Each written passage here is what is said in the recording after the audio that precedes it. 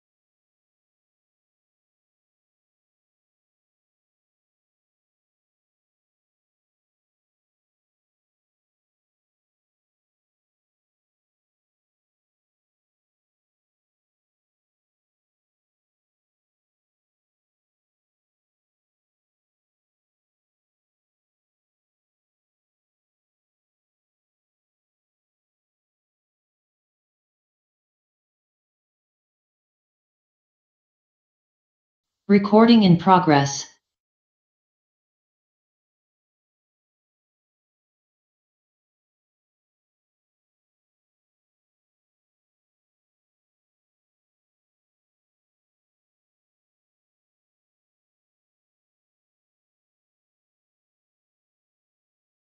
For today's webinar, my name is Donna Chow, and I am your host and your moderator for today's eLotus webinar.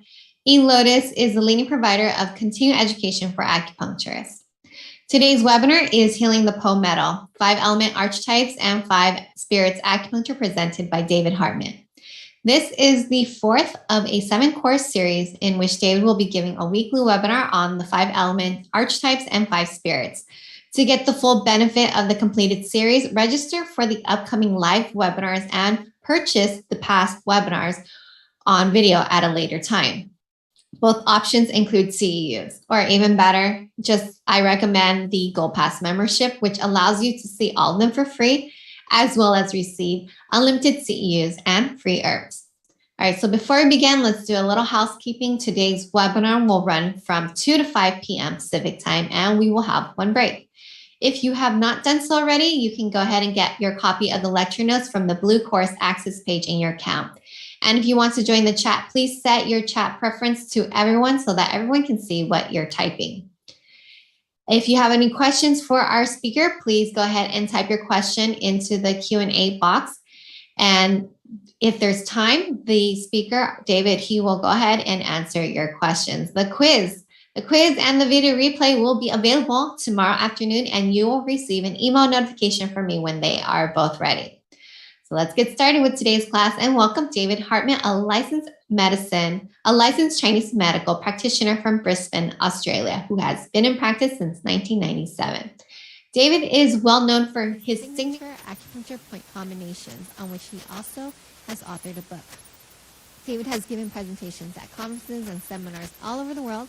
He is researching always and learning new things in the field of Chinese medicine and has a wealth of experience in the field. It is a pleasure to have him join us today. So without further ado, David, please go ahead and take over and share your PowerPoint.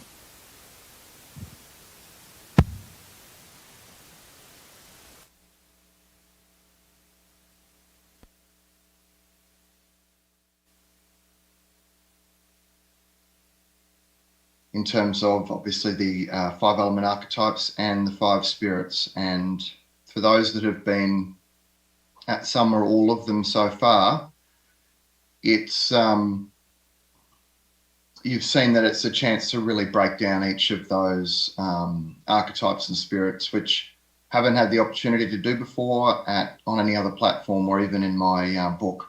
It's had to be a lot more refined. So good opportunity to really sort of break these down. And today we are going to analyze the metal archetype, and we're going to look at the Po spirit as well.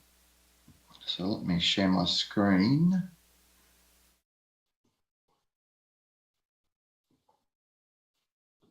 Oh. All right. So as if you've been in these workshops before, there tends to be a bit of a theme of structure before it then splits off into individual components, because obviously each archetype and spirit's a little bit different. So quote for today is, my soul is impatient with itself as with a bothersome child. Its restlessness keeps growing and is forever the same. Everything interests me, but nothing holds me. I attend to everything, dreaming all the while. I'm two, and both keep their distance, Siamese twins that aren't attached. I like this quote. For me, it's, I guess with any quote, when you look at it, you can have different perceptions of what it's sort of meaning. For me, I like the connection of it, because it's, last week we did the Hun, this week we do the Po, and they're forever linked, but at the same time, they're individual in the way that they work. So they can't exist without the other, but where you dream up an idea, which is in the Hun, you bring that down into your body, you decide if it's a keeper. If it's a keeper, it gets action through the Po. So in some ways, there's this inherent link between these two parts of our soul from a Chinese medicine perspective. And I quite like this coming from a Portuguese gentleman. And it's quite interesting because he was very prolific in what he wrote, and he actually wrote under about 85 different names, pseudonyms or whatever you call it, because he felt like for everything that he wrote about, it's like sometimes it needed a different name, a different person that was writing it to give it the emphasis that it needed. It was almost like he was using different parts of himself to describe those different parts of the way he was thinking. Interesting, very interesting. So as I said, today is the Po and the metal archetype. Do the metal archetype first, and we get into the Po spirit. Next week, same time, same bat channel, is water archetype and the willpower. The following week, we round out the 5 of them by going through the earth archetype and the yi or thought or intellect. And then the last week is where we kind of, I guess, merge all of those ideas, all of the 5 spirits together, all of the 5 element archetypes together, and we look at connections and relationships in ourselves, help us better diagnose our patients and the people we know, both through the main way that they act, so maybe their main archetype, and then look at even be able to diagnose what's happening in the background, what their support archetype could be, which further gives you a better sense of really what's going on with your patient and with anyone really that you want to diagnose. And then we play it off by bouncing archetypes off one another in day-to-day activities, which is personally a lot of fun. Okay, I did want to note this. A lot of you have been emailing me, and I thank you for that. I apologise for those I haven't got to yet. For those that aren't aware, a couple of weeks ago, I had COVID and I was out of action for a week, and I'm still chasing my tail. I'm still not caught up on everything yet. And so there's still some emails I haven't quite got to yet. So if you can still just be a bit patient with me, I will get to them. I haven't lost you. I just haven't been able to physically get everything done that I've been trying to do. But one of the emails that came through prompted me to add this slide, which is, if you're a metal archetype, it doesn't automatically mean that you're dominant in your Po. So even though I'm doing metal and Po today, and they are linked, it doesn't automatically mean that when one is dominant, the other will be too. And that was an email that came through from a couple of people actually just asking about that fact. So last week when we did wood archetype and Hun, same thing. Doesn't necessarily mean that if you're dominant in your wood archetype that you're dominant in your Hun. They can be separate. Okay, so it is just worth pointing that out. And in that last workshop, we'll start to look at how those connections play out as well, as I said a few minutes ago. So an example of that is I'm a fire archetype, but in terms of what I'm dominated by in terms of spirits, it's the Hun that's actually dominating. So I have a fire archetype, but a wood spirit that's my dominant spirit. And so as you're going through these each week, you'll start to look at kind of, I guess, what you're more like. And then as you diagnose yourself and your friends, you'll start to diagnose your patients as well. So I noticed that some of you are already putting down where you're from. I've got a few different questions today. I don't have too many today because I want to really get through these slides and try to give a good 15, 20 minutes at the end for questions, because I seem to always run out of time and there's always people asking questions. So I'm going to try my best to allow that opportunity at the end. So if you haven't put in so far where you're from, if you could just put in the chat where you're from. I want to show you this interesting little image that I found of the size difference between the United States and Australia.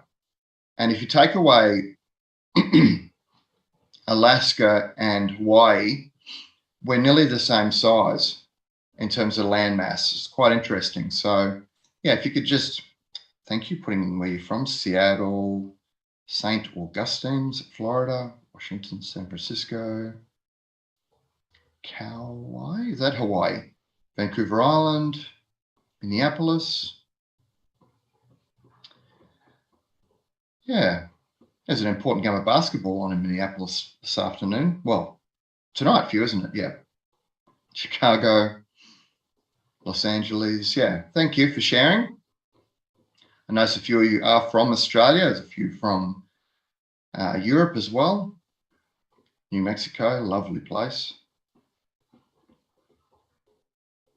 Yeah, so the next question, which some of you have already jumped into, well, next one is typical diagnostic tool. So what diagnostic tool do you use on average? I use the Zhang Fu patterns mostly, but what other diagnostic tool might you use? If you put that in your chat room as well, please. Master Tung, muscle testing, yep. Yeah, Wolseley 5 elements, location, mainly Zhang Fu. I'm starting to do more 5 elements than I ever did before, but Zhang Fu is definitely what we're taught in Australia. But I know that's certainly a bit different depending on where you're from around the world. Pulse, tongue, hara, yeah. Japanese. Sorry about my voice being a bit croaky this morning. Post-COVID has created a ton of mucus, Joy. Probably not what you needed to hear. Anyway, palpation, auricular pulse, yeah. Thank Kiko Style, thank you very much for sharing. And then on average, how many needles do you typically use in treatment? If you could put that in the chat as well, if you have ever really thought about it. 26, 20, 10, 15, up to 26, 10 to 30, or 10 to 20, 6 up to 50. Depends on side or yeah, different types of treatments. 10 to 40, 4 to 20, 6 to 18. Yeah, don't really think about it. That's right. When I first started treating people, I didn't really think about it. I didn't even write the number of needles on my patient file. Yeah, sometimes up to 200 for cosmetic work. Yeah. I started to look at how many I was using to try to get a better sense of what I was doing. Trying to, I guess for me, Chinese medicine, no matter how long I've been doing it for, it's always a process of learning and analyzing what I do and could it be better? And it's like a process, steps. And so for me, one of those steps, 20 odd years ago was to actually look at how many needles I was using in a treatment and looking to see if it was kind of the same as I went through. So yeah, it's an interesting one. Thank you for sharing, everyone. Awesome. I do bilateral needling almost always. I don't do unilateral very often. I don't have a problem if you guys do unilateral and it works. In the end, we can all be a little bit different in the way that we treat. As long as we're getting good results, I guess for me, that's what matters. So if you're getting good results and you do treatments different to me, then I'll congratulate you and high five you if I've ever seen you in person. It's just making sure that we are being the best acupuncture version of ourselves that we can be. That's, for me, what's most important. And that's why I hope that any workshop that I do, you'll always get a little bit of something out of it to help to make you even better than you already are. And I don't think it's too late to ever learn new things or be confirmed that what you're doing is right. I love that. Every week when I'm writing these workshops and I look back through all those books and I look at the new ones and I'm seeing things that are written there that are what was in my brain, it's just nice to be, for that to be affirmed. Oh yes, I was on the right track. Even though I know that I know this, it's still really nice to have that there. A little bit later on today, we're going to look at who thinks they are metal. We won't do that now. We'll go through the slides first, and then we'll get a look at who thinks they are and we'll get a percentage and look at that based on what it was like back in the first workshop. So the first workshop had 130 participants, and at that stage, there was about 19 people that thought that they were metal archetype, which is about 15%. So again, we'll look at that a little bit later on and see if it's about the same or a bit more or a bit less. A reminder, again, that the APC that you see written in the slides is acupuncture point combination. And again, to remind you or to tell you for the first time that that's another term to describe a point prescription or a treatment formula.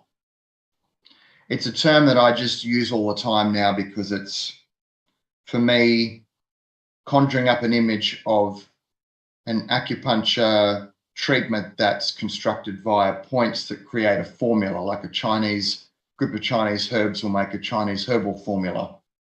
And so for me, that's very important that the points are working together as a team. And I call that an acupuncture point combination. So again, if you've been in my workshops, I apologize for a few minutes of little repetitions, but it's important for anyone that hasn't been in the workshop so far, that the APCs, where they're coming from. So a number of textbooks, workshops, conferences, and Chinese medicine peers are responsible for the point combinations. Quite a number of them are also in my 2 textbooks. From 30 years of clinical experience, or almost 30 years, that clinical experience contributes to the point combinations. Understanding the condition from a Western perspective also plays a part. So whenever we're talking about a Western term, if you understand that term in great detail, you then can flip it into a Chinese medicine theme and then make sense of what it represents from that medicine perspective. And then obviously each patient is unique. So the point combinations are a start off point for you. When you see them there, as we go through today, there's a whole heap of them. You'll see them and you'll go, okay, well, that will work perfectly for this patient, or I might have to adjust it slightly because their diagnosis or their signs and symptoms are a little bit different to what's listed in David's slides. And so then you sensibly make those adjustments. If it's a confusing patient that you're not really sure on, well, you've got to make a decision because the patient is there in front of you, and then look at what you did afterwards and decide if you think it was the best approach. If you're still not really sure, then email me and we can have a bit of a chat about what you did and what you thought, and we can take steps to see if we can make it even better than what you had it as. It's important that when we have those conversations, you're giving me your thoughts as well, as opposed to it being this one-sided thing where I tell you everything, because that's not achieving anything. That's just me telling you what to do rather than you trying to understand it for yourself as well, and then using me almost as like a sounding board to check if you feel like you're on the right track or not, of which I'm more than happy to be. The point combinations are also from any classical or pre-modern texts that use a lot of points or talk about points that they use, and obviously a lot more in the last 50 years or so, where there's been a lot more point prescriptions sort of listed in acupuncture books. It's also worth pointing out that the heart Shén and the pericardium or Shinbao will appear a lot in the point combinations because they're very, very good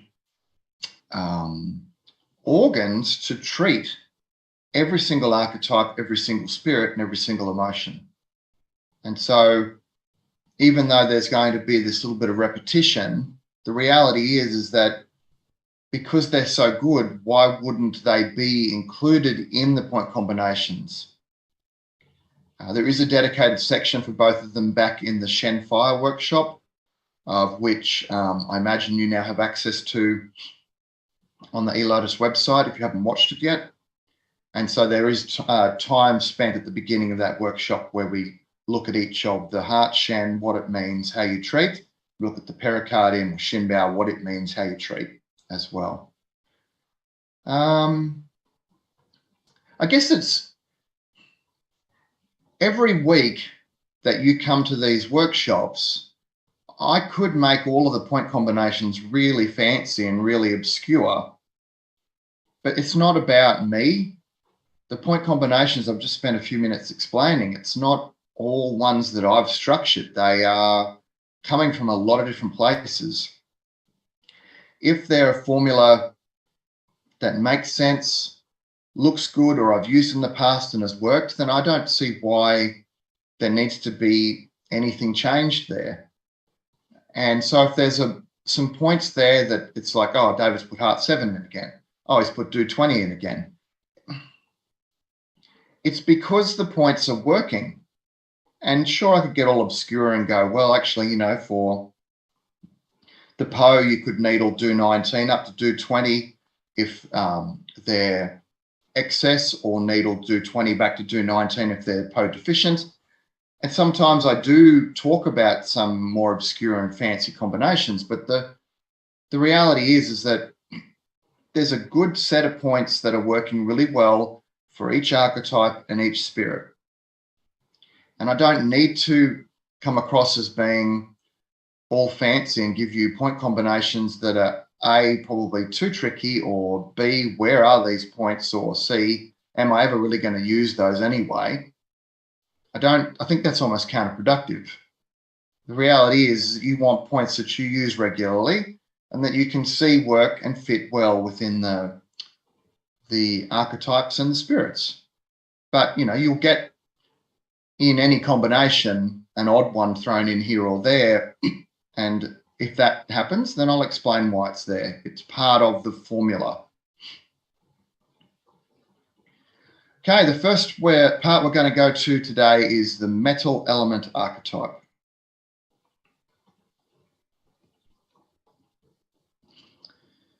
Create, not for the money, not for the fame, not for the recognition, but for the pure joy of creating something and sharing it. That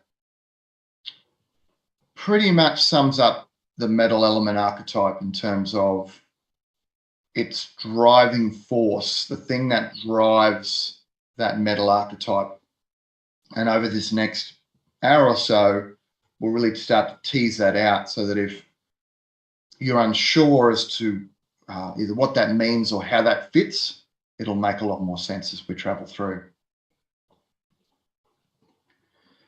We're also going to look at the other names for metal archetype to give it some language that might make sense to you. We look at the yin and yang organ relationships, the emotions and five spirit relationships, the characteristics, loves, fears, what the metal archetype can have difficulties with, what happens when it's excess, and then how you would treat it, what happens when it's deficient, how you treat it. If you're not sure, or it's hovering a little bit excess, a bit deficient, or it's moving between, which can happen with people, how you can just kind of bring that back to a balance point, and obviously how you treat that, how you communicate with a metal archetype person. So we're looking at it from a patient perspective. That doesn't change how you communicate with a friend or family member that's a metal archetype as well. And of course, we talk about point combinations throughout.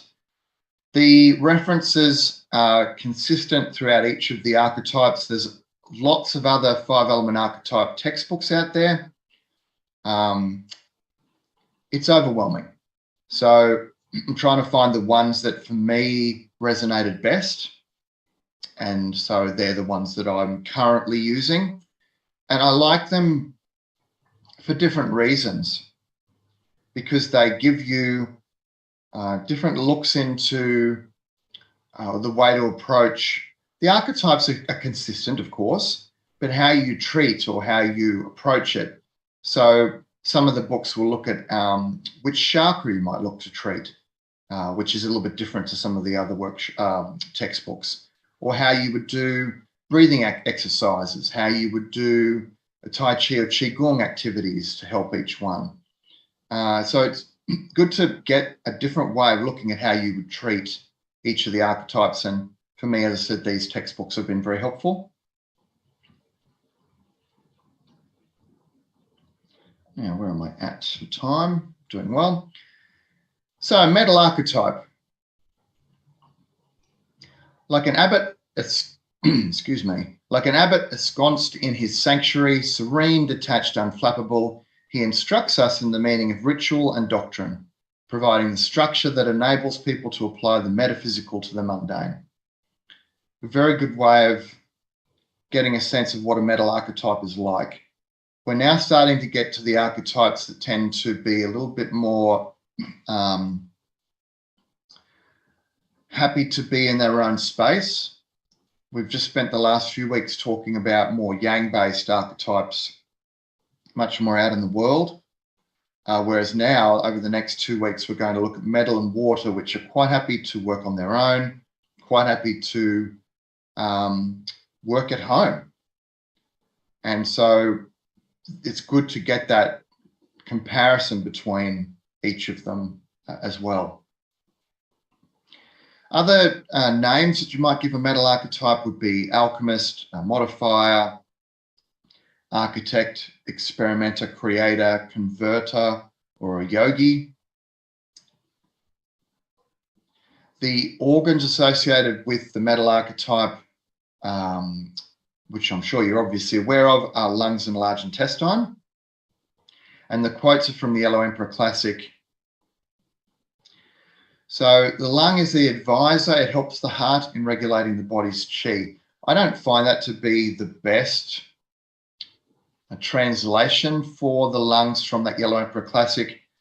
I'm sticking with a consistent, I'm using the same textbook for each of these, but there are other translations that use the words prime minister to describe how the lungs work in the body. And so it kind of acts as almost directly under the heart, which is the emperor, and it assists the heart to perform its functions, like a second in charge, I guess, to some degree. And when we look at it that way, we're looking at the lungs being, I guess, governing the chi aspect of our body and the heart governing the blood aspect of our body, which, of course, are two of the most important vital substances we have.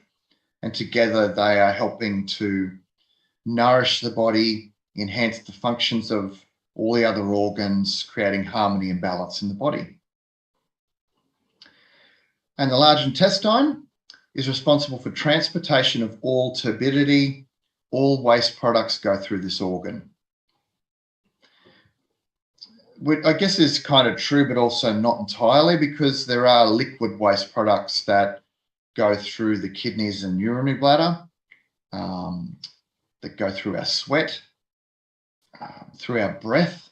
So it's not all waste products.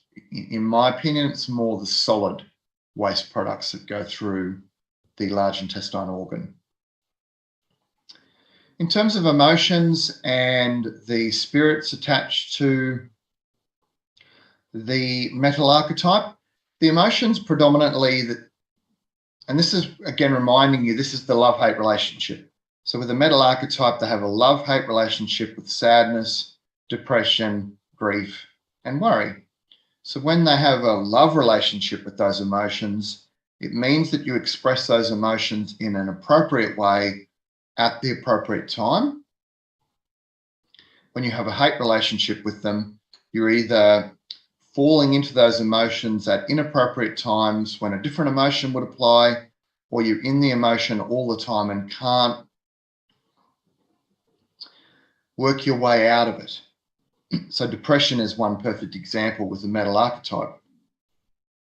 If they get stuck in depression, it's incredibly debilitating, and they're stuck in it for a very long time, and they're not using any energy in that emotion, so they don't feel compelled to break out of it.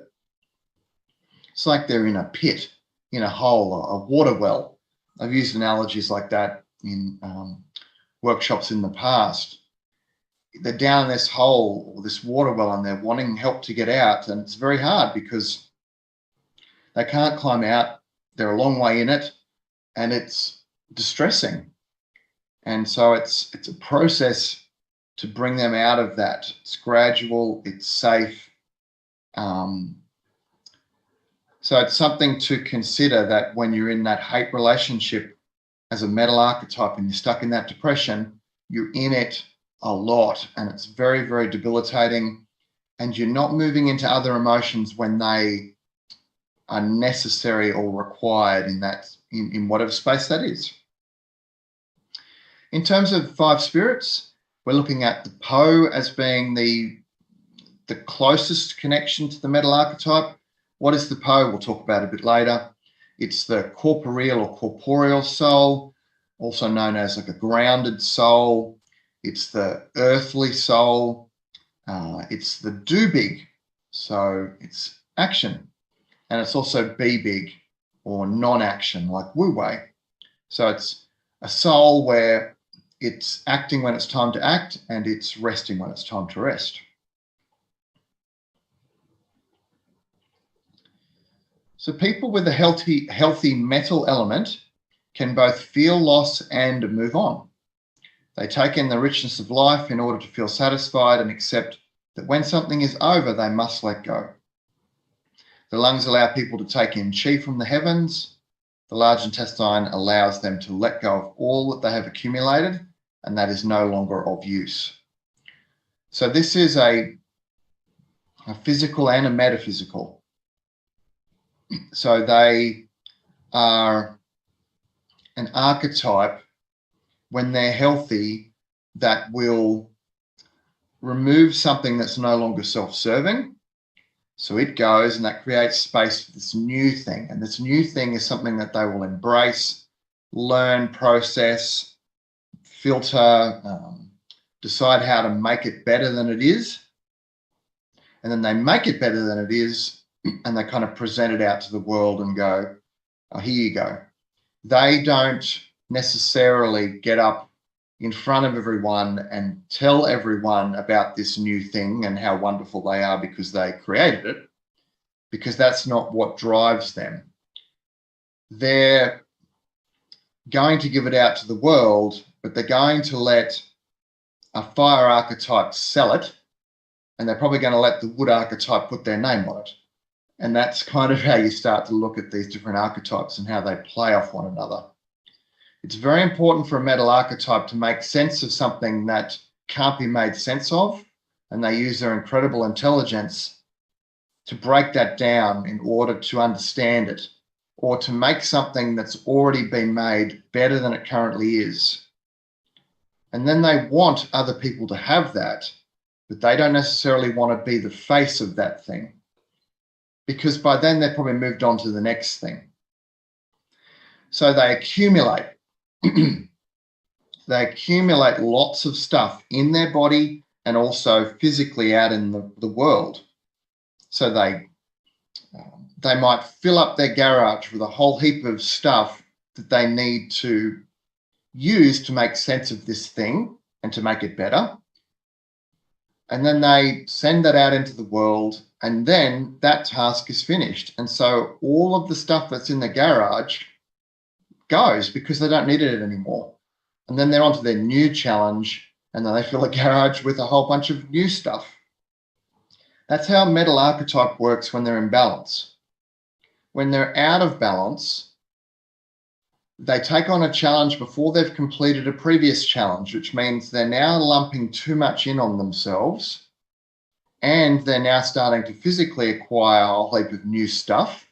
Now the garage is getting too full, too messy. They can't find anything anymore. Where's that thing that I put in there? And it's cluttering their mind, and it's cluttering their physical world as well. And then it all turns to poo. And because they can't make sense of stuff, they need to process things. Take something, learn about it, make it better, present it to the world, get rid of the clutter. Then they create space in themselves because the clutter's not there anymore, or that completion of that thing's not there anymore, it's gone. And they can allow something new into their body, and they remove the clutter from their physical environment as well. Fresh, clean garage to start all over again, that kind of idea. I hope that made sense. So what are the characteristics of a metal archetype? Well, they're able to discriminate, and they start a very level, moderate course, very reserved. They're probably one of the most level or moderate archetypes that out of the five. They're very good at throwing out the old to make way for the new, again, when they're balanced. And they can be very intrepid and adventurous if they feel safe. They're very adaptable to change. You just need to give them a bit of time. A wood archetype is going to change much faster, excuse me, and typically out in the world. It just kind of happens and everyone looks at them and goes, whoa, that was quick. They're making those changes and processes faster than metal. It doesn't mean that metal or wood are better than or worse than one another. It's just processes. A metal archetype can be very adaptable to change and adventurous. They just need to go through their processes to reach that conclusion. They use strong sensation through their hands, their feet, their arms, their legs, their head, through their feeling, hearing, all their senses. And this helps them to find the beauty in things. Very precise and methodical, very precise and methodical, probably more so than any other archetype. They're very ethical people, and we'll talk about that a little more later on. They're calm, stoic, patient. They don't get emotional. Well, I mean, they can, but it's unlikely. They are very optimistic as they're reaching that new challenge point and when they complete a difficult task. very neat and tidy. They have to have everything in their place. Out of all of the archetypes, again, metal archetypes are probably the most neat and tidy, the most likely to have homes for things. This lives here, it doesn't live here. You know, the coffee cup sits here like this, it doesn't sit here like this, that type of thing. Everything's neat and tidy. They need that for their processes. They're very good at spotting liars, which is an interesting thing. They're very emotionally balanced. They do set high standards for themselves, and because they do that, they actually also do it for the rest of humanity. So if they're going to make the effort to be the best that they can be, they expect that the rest of humanity will as well. So they can be quite self-judgmental, but also very judgmental of everyone else that they know. They're able to recognize, isolate, and then extract the pure from the impure. So they look at something, grab out the things that make sense, understand that, as I said, make it better or really understand it, present it to the world, move on to the next thing. So really break down what's important, what isn't important, what's pure, what's not impure, that type of thing.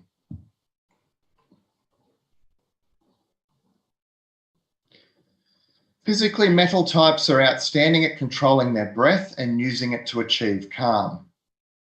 Mentally, metal types like to create and maintain routine, working toward building consistency within which everyone around them can flourish.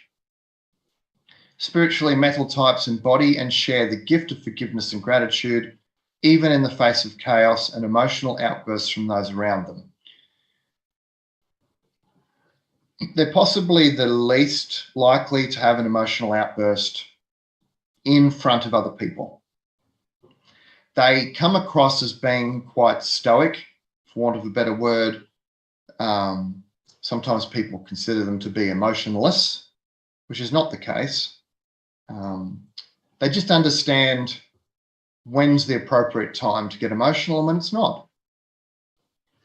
And a lot of it will be emotional release in a safe place on their own, away from other people, or around maybe one other person that's their sounding board, or perhaps their peer, which they feel a sense of security and the chance to be honest with, and they won't be judged. In terms of what they love definition, structure, discipline, organizing everything, systems, everything's got their place. Precision, control. It's very important for them, the ethics, moral values, standards, righteousness, correctness. These are very, very important for them.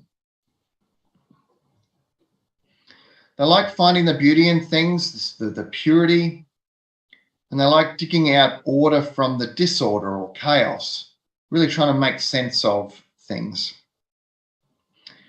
They love authoritarian role models or peers, as viewed using their own worldview filter. So you might have worked out what that means, but essentially, in case you're not, their peers are people that have similar views to them that they use as sounding boards, as role models, and they will either have them above them or at least at their level for them to be considered a peer or a role model. The minute that a metal archetype supersedes a peer, then that peer becomes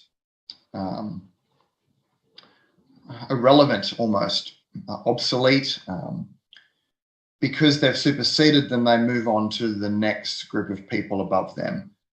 And it just happens. And this is where sometimes when you might have a metal archetype friend or an acquaintance, and one day they're just not in your life anymore, and you go, well, what just happened? They've moved on. They've superseded you. Doesn't mean that you're any less amazing. It just means that they've got as much from you as they can, and they're moving on to another person. It's a give and take thing, okay? Don't confuse what I'm saying with being that the metal archetype just, they need to be constantly challenged and looking at new approaches to things. And in order to do that, they can't sit in stagnant, stale, old. So if they've moved on from you, then in some ways you just go, well, like, you know, we got what we needed from each other in that relationship, and then moved on to someone else. And that's just the way it goes with the metal archetype. They're not particularly apologetic about it either, but that's just the way that they are, because they don't get emotional. At work, metal types make sure meetings start and end on time, and that all items on the agenda are covered. They ensure that everyone is clear on their takeaways, next steps, and deadlines, so the team remains on target with expectations. I absolutely love that.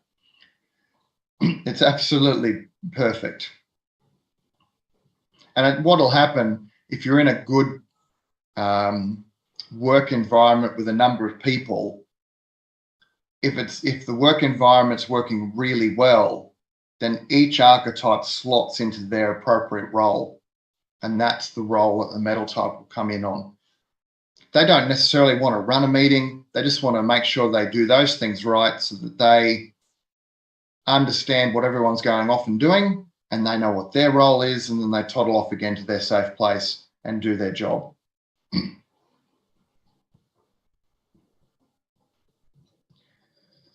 What do they fear? They don't like being overcrowded. They don't want lots of people in their personal space or even in their immediate vicinity. They also don't like conflicting principles and standards, because they've got their structures and processes. They don't want anything messing with that. They fear differences. They're not very spontaneous. Basically, if you look at the 5 element archetypes, the most spontaneous is wood, and probably the 2 least spontaneous would be metal and water. They fear getting corrupted. They're not particularly intimate.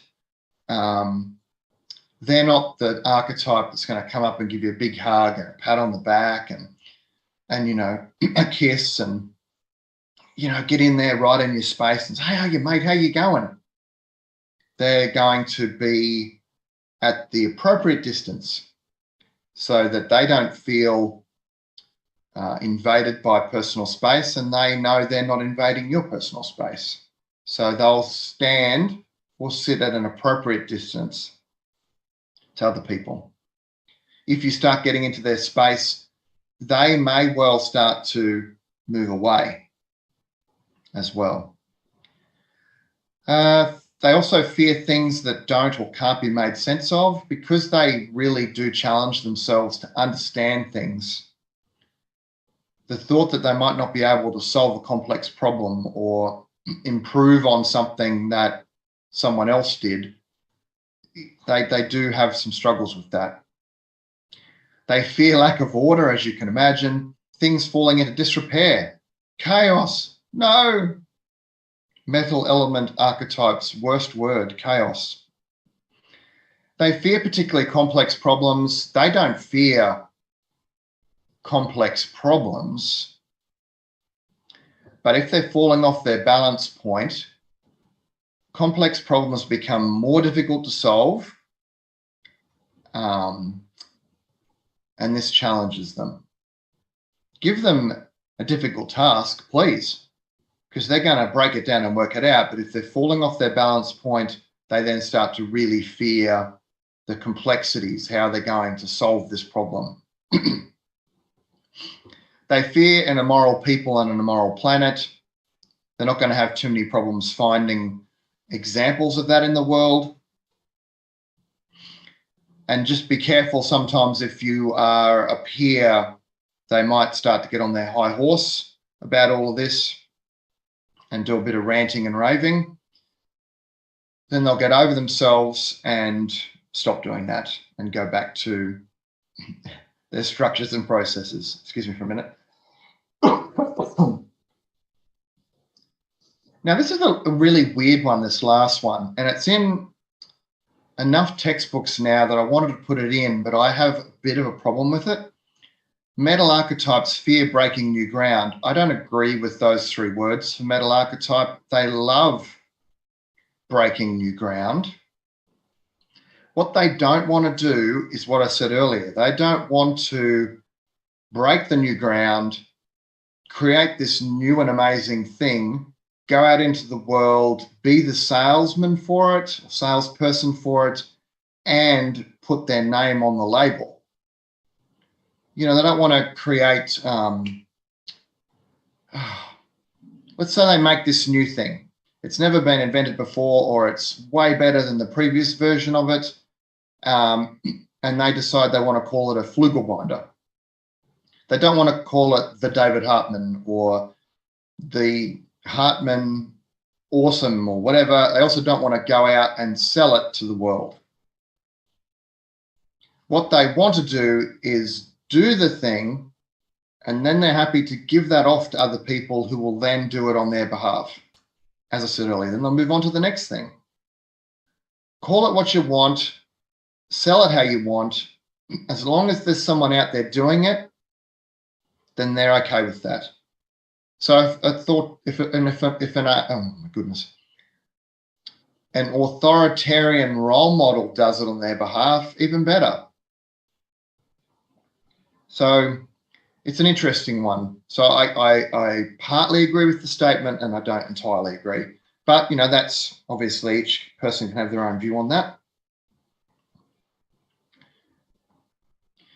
Because metals are often seeking a higher plane of spiritual existence or higher standards, if you don't fit into their vision of the divine, then they will probably politely end their relationship with you. Again, there's no arguing or struggle. Metals will say farewell and move on to something and someone at the level that they require. I've already talked about that. Beautifully described in that statement, though. So what does a metal archetype have difficulties with? Metal adheres to rules and protocols even when these have become a hindrance or ritualistic. Now, this is when they're falling off their balance point, because when they're healthy and balanced, all their structures and processes that are working will remain and will continue to be adhered to because they're working. The things that aren't working anymore, if they worked for a very long time, they will give it the benefit of the doubt a few times, because more often than not, it has worked. If it becomes apparent that this thing is no longer working and they need to come up with a new way of doing something, then they'll get in and do it. And they'll use their Hun part of themselves and their Po together to create the new system, the new structure. And then they'll get in and use that consistently. The difficulty comes when it's not working, give it the benefit of the doubt. It's not working, I'll give it one more chance. It's not working, right, I need to come up with a new way of doing it. Oh crap, I have no idea how to do that. Because they've lost that Hun-Po connection. You need the Hun at that exact point in time to come in and help the Po to create that new rule, that new protocol, the new structure. And that's where the difficulty comes in if they've lost their connection to the Hun. And we'll talk about that more in detail a little later. The metal archetype also has difficulties with constantly striving for perfection and order in all things. As I'm sure you're starting to get a sense of all this. Being too judgmental of others, prejudiced. It's just a thing. It's not. When they're falling off their balance point, they almost can't help themselves. And so they can be quite judgy, it's like watching the television, for example, and they're seeing a particular person acting a certain way. It could be a TV show. It's not factual, but they're looking at this person and going, you're not a nice person. And they're judgy and potentially quite prejudiced because they probably make the call that the person's not very nice without getting all the facts first. Again, when a metal archetype is balanced, they don't get emotional like that. It's when they're falling off their balance point that it becomes more of an issue. They can have issues with always being right because, again, they've done the research, they've worked out the information, and they've decided that they're as close to right as they could possibly be, so it's unlikely that anyone else could be more right than them. Again, if they're balanced and they're talking to a peer or someone they trust, then they're probably going to listen to that person and see if they might be a bit wrong, or that maybe solidifies their belief that they're right. They have difficulties with close relationships. They want to be close to others, but they must be given their distance. And that's important with the metal archetype, okay? Just to make sure there is that distance when it's appropriate, and then when it can be close and intimate. They like moderate and safe.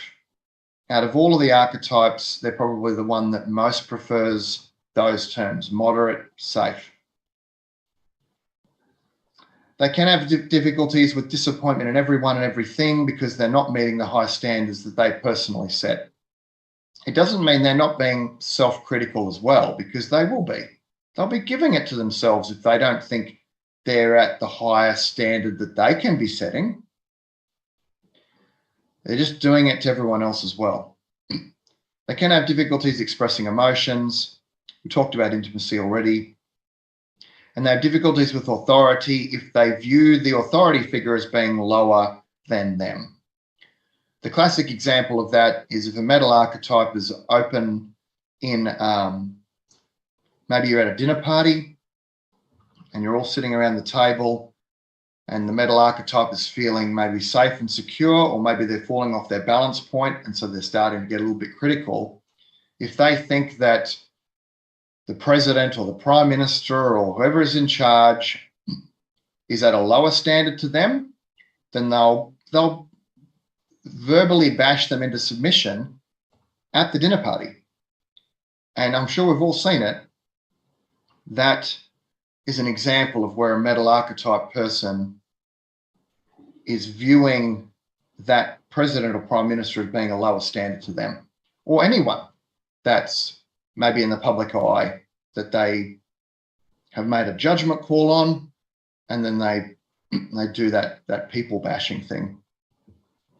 When they're balanced and emotionless, they don't do that, or they'll do it only around very close-knit group of people that they trust and probably have a similar view to them anyway. When we let go of old habits and values to prepare for a new stage of our life, the power of metal enables us to sigh deeply and release. And away we go into that next thing. Release within ourselves, creating space for something else, and releasing externally, clearing the clutter, making room for new things. Now, if a metal archetype goes into an excess, what are we likely to see? And here's some interesting stuff. I'll let you have a quick look at that.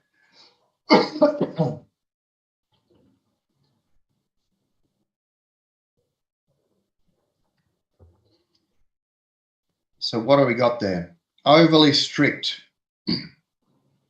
dogmatic, despotic, autocratic.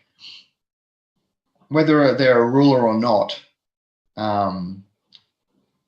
their behavior will run towards that type of person where they're the only one that should be in charge because they know more about it than anyone else. The self-righteous, sanctimonious, holier than thou, very distant and cruel, very standoffish.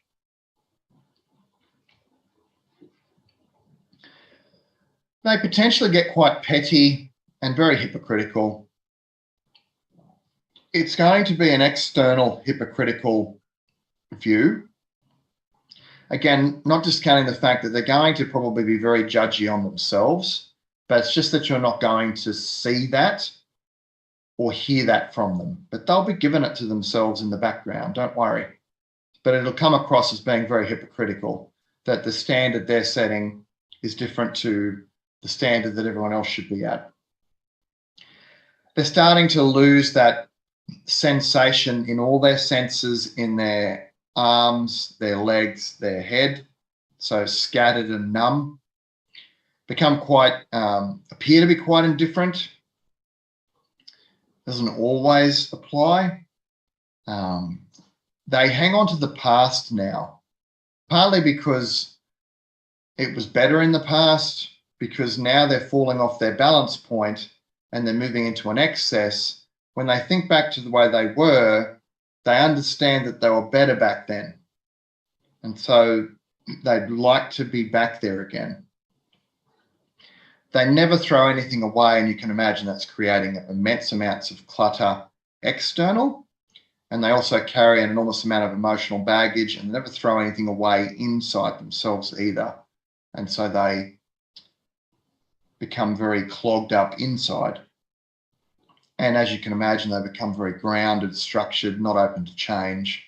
And they can't change anyway. They don't know how to, because they've lost their hun. Because when the metal archetype becomes excess, often the Po becomes excess, and as a result, the hun becomes deficient. So what points could we use for this particular person? Well, we've got 17 needles all up, and as I said, this is bilateral unless stated otherwise. Sorry, I got a cough again.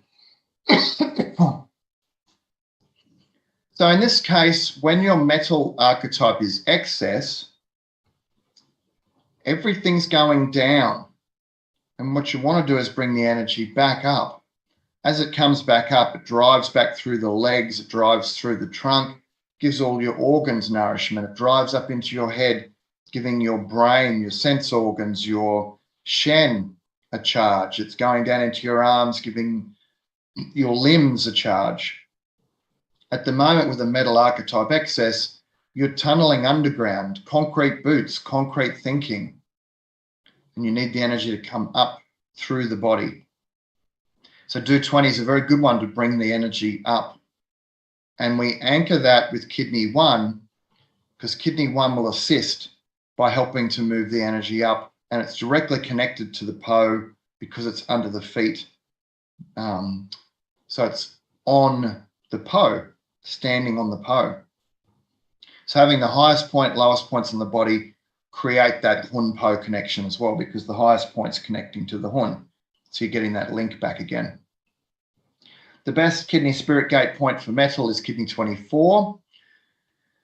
The back shoe points for lung and large intestine will apply here, would be a consideration. Bladder 13, bladder 25. You could do front moo points if you wanted to, so lung 1, stomach 25.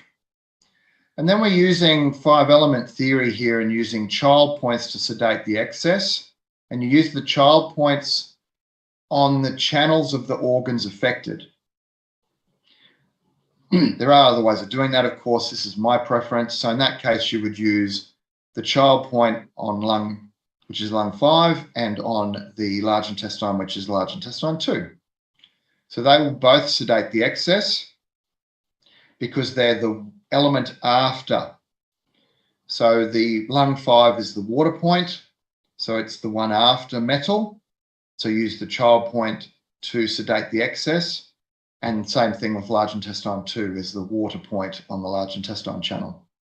And then we've got orrery points to treat any metal problem. So no matter what's wrong with metal, excess, deficient, stagnant, you don't know, the metal on metal or orrery points will help to correct that imbalance. So in this case, because you're excess, they'll be used to bring down that excess to create the balance or harmony. So all up it's 17 needles, which is, right on the borderline for me as being almost too many. But the points are sensibly scattered. They're working together as a team. There's lots of good connections happening there. So for me, even if it's at the higher end of the number of needles I use, the formula, the APC makes sense in terms of them all working together as a team. People form attachments as they move through their lives. They become especially attached to the things that are important and nourishing to them. The metal element allows people to connect with these aspects of life and to experience their significance and value. And this connection allows people to fully participate in life. Everyone has some metal archetype in them. Even someone that's really dominant in other ones, there's still going to be a small amount. Every single person has a dominant archetype, a second one that's the next most dominant, and then you're a little bit of the other three. And so even if you're not this metal archetype that we're talking about today, there's still going to be a part of you that needs to still be a bit of this or make sense of this. So people form attachments as they move through their lives. They become especially attached to the things that are important and nourishing to them. And the metal element allows people to connect with these aspects of life and to experience their significance and value. This connection allows people to fully participate in life. So we're all going to be a little bit of that, just some people more than others. Now, if you're deficient in your metal archetype, you start to get very constricted and restricted, very disillusioned, resigned to failure, very pessimistic. Severe depression, probably, even possibly suicidal tendencies. They're falling off their balance point, so they might tell you all about it. Again, when a metal archetype is balanced, they're emotionally balanced. They don't give you lots of woe is me, poor me, or anything like that. If they're emotional in terms of the way they describe themselves, they go about it as being quite matter of fact, just stating the way that they are. They don't tend to get into their feelings too much. This is now coming off a balance point. They're deficient. So they might do the woe is me and, oh, yes, I'm so depressed, and get quite emotional. And that's very unusual for the people around them to hear, and also very unusual for them too. They become quite sloppy, compliant, conservative. They're falling off that everything has its place, everything's got structure. You know, heaven forbid, my goodness.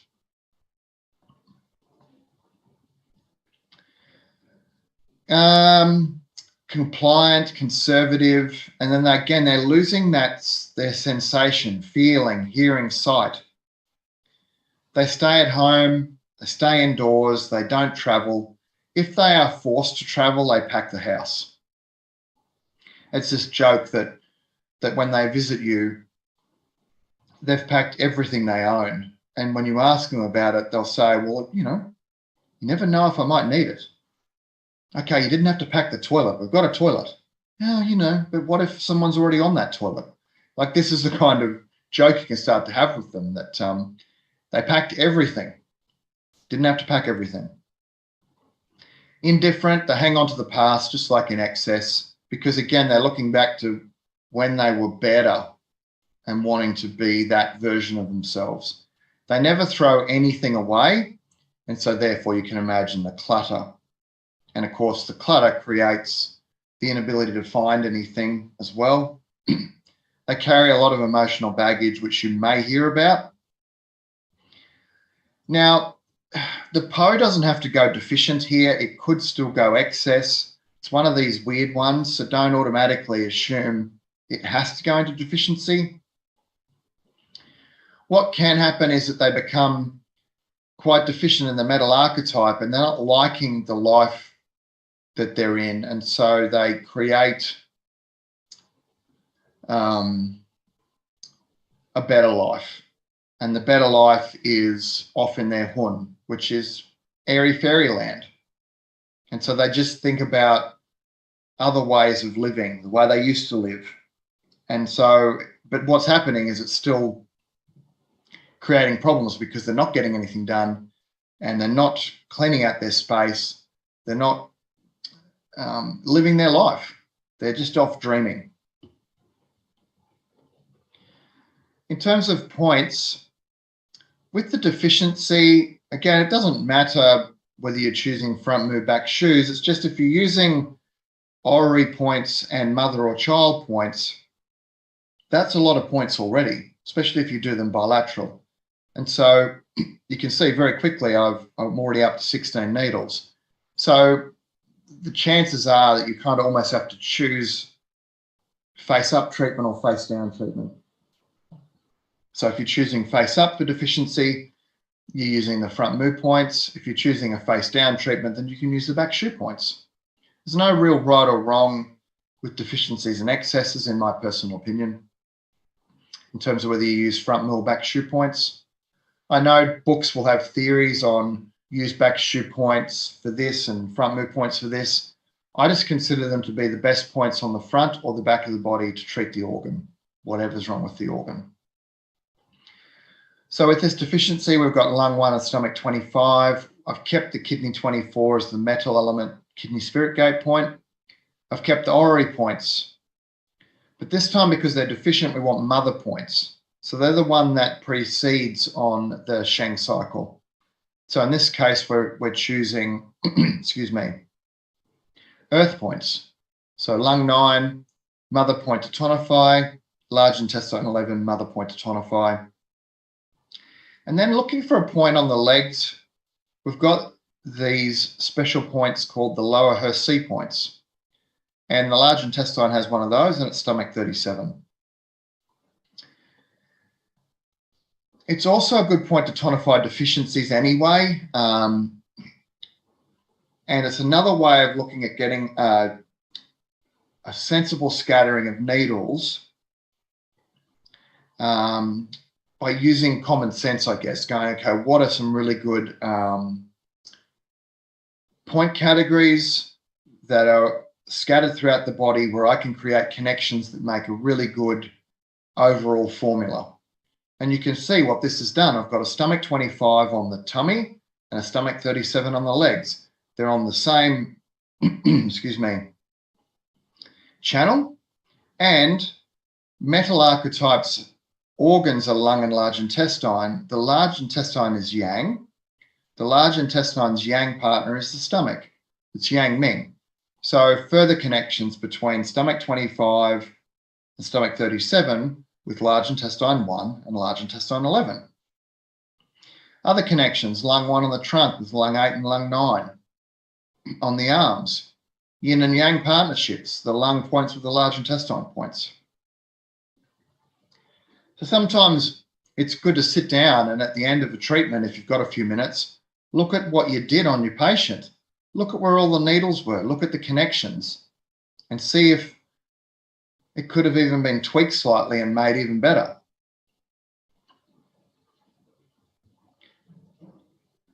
So metal archetypes set a good example by always being true to their word and not getting too emotional when bad things happen. In terms of regulating, if you're not sure or you think there's a bit of excess, bit of deficiency or whatever, then this is the treatment that you'd look at doing. And there's going to be some of the same points used again. So I've kept the metal element kidney spirit gate point. I've chosen just lung 1 as the front move collecting point for the lungs, rather than also including stomach 25. I've added in large intestine points, but I've decided I'll use bladder 25 and stomach 37 for large intestine, as well as the orrery point, which is large intestine 1. We also have lung 1, lung 8, and lung 9 again. Lung 9 in this case is the Yuan source point, so it treats whatever's wrong with the lungs.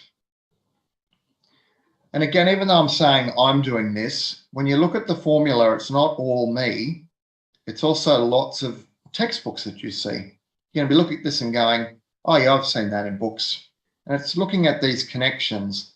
A lot of authors really love yin organs above yang organs in terms of organ-based disorders. If they have that theory, then they often consider using the yang channels more for structure and distal to the opposite end of itself. So using lots of arm yang points for the head and face and sense organs, for example, that type of thing.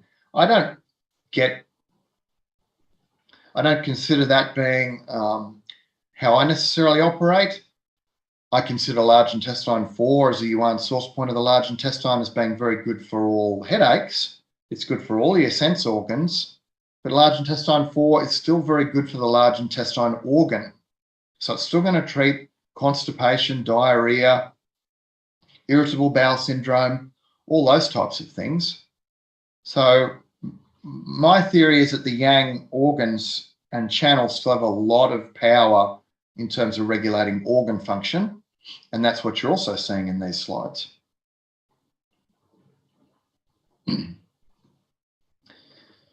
You may be a metal if you feel that you are on a singular path in life with very few people who understand you. Do you feel pulled towards spirituality and something beyond your own existence? Do you feel resolved about your choices and unwilling to accept that others know what is right for you? Do you work slowly and methodically until your tasks are completed? Are you a good friend when the relationship is one-on-one and steered to what you feel is important? If you are sitting quietly and meditating on these ideas, thinking that this may be true for you, then you may be a metal. How do you talk to a metal archetype patient? And then how would you transfer that into communicating with a metal archetype friend or family member?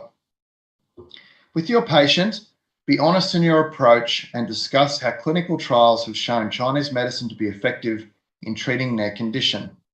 Don't lie to them or try to put one over on them. Why would you lie to a patient anyway?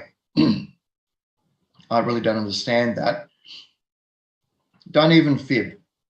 The reality is that when might you do that? Perhaps it might be that they are sitting in front of you as a patient and they want treatment for something that you've not treated before. You know how to treat it because it's in the literature, and maybe you had a practitioner friend that's just treated a person like that. So don't say you've treated that condition before if they ask you, because they'll know you're lying. So you've got to change the way that you describe the situation or the language. You can still hopefully confirm to them that you know what you're doing. It would just be that you've got to explain the processes and how you would go about doing what you're doing. And then if they understand that process or it makes sense to them, then they're going to trust you with that. You should methodically outline your personal approach to treatment, as I said, and why you did it. Even though they don't necessarily know much about Chinese medicine, they still inherently want to understand the processes, and they want to know it for two reasons. They want to know it so they can understand it more, and they want to know it because they want to see in your eyes that you believe the processes and the methods that you're going to use. And they like that language anyway because they can see that there's a structure that you're placing, which is a language that they understand. Outline a set plan for treatment and book the same appointment time every week. Here's the interesting one. Never change their appointment time once it's been agreed upon. Metal archetypes like the structure in their life, so chances are they've mapped out their week. This is on this day, this is on this part of the day. And so they've planned out their day, they've planned out their week, they've planned out a period of time. If you disrupt the plan by calling them up and saying, hey, emergencies come up, I've got to change your appointment, or, oh, I had a few cancellations earlier in the day and I was wondering if you'd like to come in earlier. Like, a metal archetype doesn't like that. You might think that it's helpful. It is for other archetypes, or it's no harm in asking other archetypes, but for these people, if they're 5 p.m. on a Wednesday, then that's their acupuncture time. Their 5 p.m. Wednesday acupuncture. They put it in their calendar. and in their diary, that's when it is. And they plan around that. So don't change their appointment unless you have a ridiculously good reason for it. They might let you get away with it once, but if you try it a second or a third time, that's it. They're going to stop coming. They're going to do this anyway, but don't be afraid to say, look, encourage them to research the Chinese medicine at home, come back the following session with additional queries, allow them to be actively involved in their recovery. Again, they're going to do that anyway, but if they know that they have permission from you to talk to you about the processes, then that's going to be very helpful. It's helpful because they'll make sense of it more.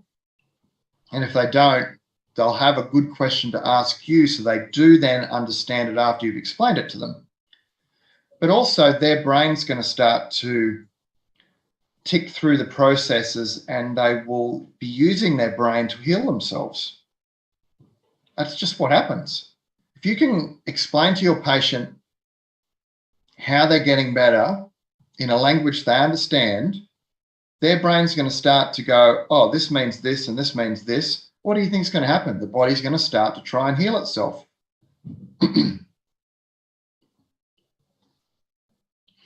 I thrive in structure, I drown in chaos.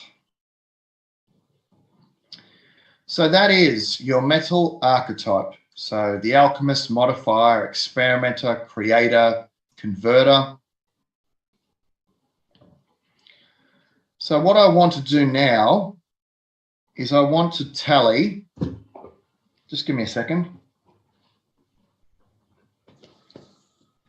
I want to tally how many people think that they are metal. So the best way to do that is for you to put in the chat that you are metal.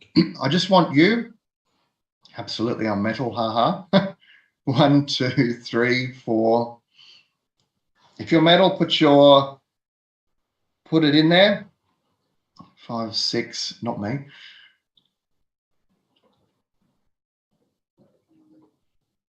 Goodness, we're going fast. Keep putting it in. I'm going back to the beginning. 1, 2, 3, 4, 5, 6, 7, 8, 9, 10, 11, 12, 13, 14, 15, 16, 17, 18, 19, maybe 20, quite a bit of metal. Do I count that? 21, 22, 23, 24. I'll say 24 so far. Some metal, mostly wood. Now that makes for a very interesting person. Oh my goodness.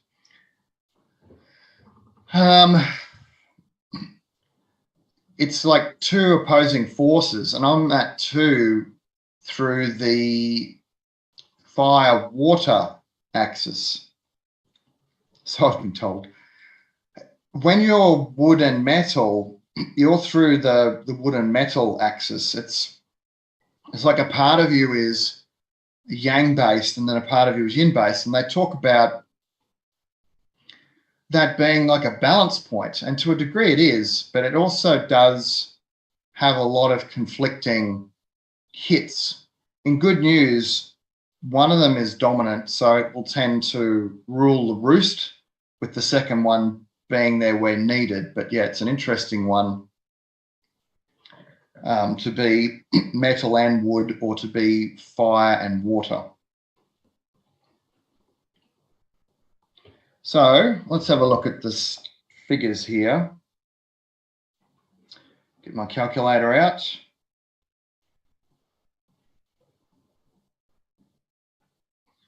15%. 15%. Now, the percentage from workshop 1 was 15%. So we had 24 out of 157, roughly, today, and we had 19 out of 130 back in workshop 1. So kept very similar in terms of percentage. And again, that is about where we're at. It's one of these things where I've said to you each week, if you've been watching these, about 50% of people are going to be Earth in a Chinese medicine workshop, 40 to 50%, which means that the other 4 really only make up about 50 to 60%, which is around about 10 to 15% per archetype for the remaining 4. And that's pretty much what you see over the years that I've been doing this. So far, you've been sticking to that theme across these last 3 workshops, and it'll be interesting to see as we go through. Next week we do water. Again, what did we say? Can't remember what the percentage was for that. I think it was down around about 10%. We'll see for next week, and then Earth will be the week after that. So thank you. Now, time. Where are we for time? 8:20. And I need to be up to here by 8:20. So I think this is the first time I've actually been right on time. So what I might do is, again, if you're putting your questions in the Q&A, what I might do is just try to keep going, and we'll look at them at the end. I apologize. Just, again, want to try and get this done and have time for questions. So what we'll do at this point is it is 21 past. What would that be? 3:21 Los Angeles time, or 3:22. So let's go to 32. So 10 minutes from now, we'll come back and continue on. So grab yourself a quick drink, go to the bathroom, whatever you need, and then we will attack the Po after the break. Thanks very much. See you soon.